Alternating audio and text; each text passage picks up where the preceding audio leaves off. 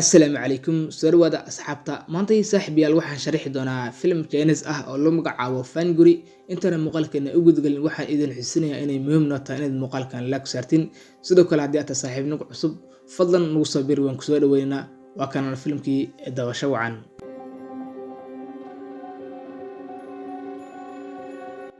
saaxiibayaal bilowga filimka waxaan aragnaa koox fardaalay ah oo dabaaldegida sanad walbana markuu dhamaado wadankan noocan ayaa looga dabaaldegaa balse filimka waxaa ku jira ninkan hadda telefoonka ku hadlaya ninkan wuxuu rabaa qorshe ayuu rabaa inuu fuliyo meeshan nin ayuu ka afduubi rabaa sidoo kale waxaa hoos u jooga saaxiibkiis oo raba inuu qorshe la fuliyo sidoo kale labadan waxaa lagu kala magacaabaa Lee iyo Charlie labadooda waxaa loo xilsaaray inay xafladda ammaankeeda ay sugaan wax walba oo khalaadadan ka ilaaliyaan balse ayagii xaasaskoodii iyo caruurtoodii ay iskala baashaalayaan markaan ninkan waxaa lagu magacaabaa Captain Dose wuxuu la socdaa xaaskiisii waa ninka dhan ay tuugada meeshan ay baadigoobayaan xafladda ayuu yimid soo waqti ugu qaato nimankii tuugadahana way baadigoobayaan markaan telefoon wuxuu kala hadlayaa gabadhiisii oo ka maqan xafladdiisii ayuu gabadha iskala sheekaysanayaa balse nimankii tuugadaha telefoon ay iskula xiriirayaan si ay u qabtaan ninkan kadib markii uu soo gaaro ninkii wuxuu isleeyahay baawar raac balse nimankii tuugadaha markuu gaari u raac maago ay soo weerarayaan kadib ninkii ayay gacanta ku dhigaan kabtaana kadibna waxaa laga ogaanayaa dhankii magaaladii booliskii ayaa ogaanaya balse booliskii markii loo sheegay arrintan ninka lagu magacaabo Jack wuxuu sameynayaa inuu u diro howlgalkii wuxuu ogaanayaa meesha ay joogaan waqti xaadirkan wiilashiisii kadib nimankii wuxuu la xiriirayaa xafladda joogay oo lagu magacaabo Captain Lee iyo Charlie wuxuuna u sheegayaa in ay soo badbaadiyeen ninkaas kadib Captain Lee iyo Charlie way soo baxayaan si loo soo badbaadiyo ninkii loo diray balse markan waxaa la soo waday Captain Dose waxaa loo keenay gangsterka weynaa oo u soo diray ciidamada inay u soo qabtaan mar alla markii loo keeno wuxuu weydiinayaa lacag fara badan balse markuu is adkeeya wuxuu amrayaa in xaaskiisa la dilo halka uu u sheegay lacagtaas balse ninka Captain Dose wuu is adkeynaya wax walba ay sheegay ayuu leeyahay Captain Lee iyo Charlie markan waa iskala qaybinayaan labadoodu midba qolka gees ayuu ka galay ay ku tashanayaan waxay qabanayaan in askariga balse ninka askariga ta qabtaan ay hubka ka qaadanayaan markaan qolka ay gudaha u galayaan markaan waxaa xabad lagu taagayaa Captain Lee xaaskiisii balse waxaa maqlaya Charlie wuxuuna isku talagalayay inay geeso qolka ka maraan qolkii ay soo galayaan balse nimankii afduubayaasha ay xabad baas ku furayaan kadibna waxay ka badbaadinayaan Captain Dose iyo xaaskiisii ay halkaas uga badbaadinayaan balse nimankii tuugada kama is harin qol ayay galayaan balse markaan waxay rabaan inay ku baashaan meeshii xafladda dabaaldega ahayd waxyaabo oo ubax ahaa inta qabtaan ayay ku kortuurayaan Captain Dose iyo Captain Lee sidaasna waxay uga badbaadinayaan nimankii tuugada xaaskii kalena Captain Lee ayay ka soo badbaadinayaan sidaasna gaari ayay ku raacayaan sidaasna waxaa looga soo badbaadinayaa Captain Dose iyo xaaskiisii ayaa saas looga soo badbaadinayaa warkan ka soo raacaan tuugadina way soo cirsanayaan balse baawar ma qaban karaan sidaas ayaa looga soo badbaadinayaa Captain Dose iyo xaaskiisii waxaa loo keenayaa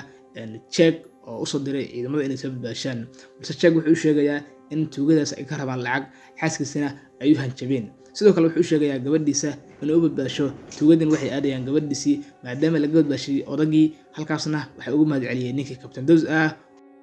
balse nimankii tuugada ahaa ilaa hadda ma is harin waxay la hadlayaan mudanahoodii waxayna u sheegayaan in ninkii Captain Dose laga qaatay balse ninkii mudanahooda wuxuu ku amrayaa in gabadhii loo doono balse gabadhii waxaa ugu horeeya ninkii Jack ahaa oo doonay gabadhii balse gabadhu waxay joogtaa beerta xayawaanada Jack wuu soo baxayaa baabuurkiisa ayuu soo qaadanayaa si uu ugu tago beerta xayawaanada gabadhana halkaas ugu soo badbaadiyo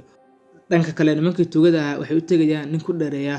biriga sida xayawaanada loo soo ugaarsado iyo waxyaabahaas noocaas balse ninkii markay u tagaan waxay siinayaan lacag laaluusha si uu u keeno gabadhaas uu soo qabto balse ninkii waa u baxaya wuu soo qaadana baabuurtiisii sidaas ayuu ku soo aadayaa duurkii waatana gabadhii waxaa lagu magacaabaa Finger markaan waxay la joogtaa libaaxeedii waa iskala baashaalaysaa halkan ay waqti kula qaadanaysaa ninkan kalena waa ninka soo warqaada ahaa wuxuu ku jiraa shabaq si sanbaalad u cun waxa soo gaaraya Jack iyo asxaabtiisii kale waxay ugu manayaan keenta waxayna u sheegayaan inuu aabeed soo diray halkan uu ku badbaadiyo niman kale gangsterna ay ku soo socdaan balse gabadhii waa adkeynaysaa meeshina waxa soo gaaraya nimankii tuugada balse libaaxii ayaa gabadhii laga wada weynayaa ugu dambeyn waxay meesha isku fara saarayaan nimankii tuugadahana way soo degayaan balse meesha waxaa ka bilaabanaysaa israsaseen xoog badan balse markaan waxaa dagaalamaya Jack ciidankiisii iyo ciidankii tuugada markaan gabadha waxay leedahay saaxiibka ka badbaaday ninka falaar ay wax ku dhufanaysaa gacanta balse markaan gacantii wiilkii saaxiibkeeda badbaadinayay ay falaarta ku dhufatay markaana dhaawac ay soo gaarsiday balse ugu dambeyntii libaaxii weynaa ayaa ka badbaadinaya nimanka kale halkaasna wuxuu libaaxii ku dilayaa dadkii kale oo yacni cadowgoodaad ayuu leynayaa. markaan way soo cararayaan, baabuurkooda ay soo qaadanayaan, waxay soo gelayaan dhankaas iyo baabuurta, balse markaan ninkii gangaysterka oo xayawaanada ayaa ninkii kale ku xanaaqaya, wuxuu leeyahay waana khasaarisay. sidaas ayaa waxa uu ku badbaadayaa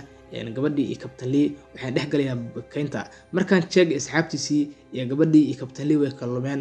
kuwana kaynta ayay galeen, kuwana biyihii ayay ku dhex socdaan xilligan. asxaabay halkan ayaa ka bilaabi doona qaybta labaad ee filimka. asxaabay waan soo dheeri waa muuqaalka sabab jira awgeed. asxaabay ka raal noqda, insha Allah qaybta dambe ayaan soo dheeri doonaa. asxaabay muuqaalka adinkuna laagta ugu roonada, sidoo kale wixii fikrada ama ra'yi noo siina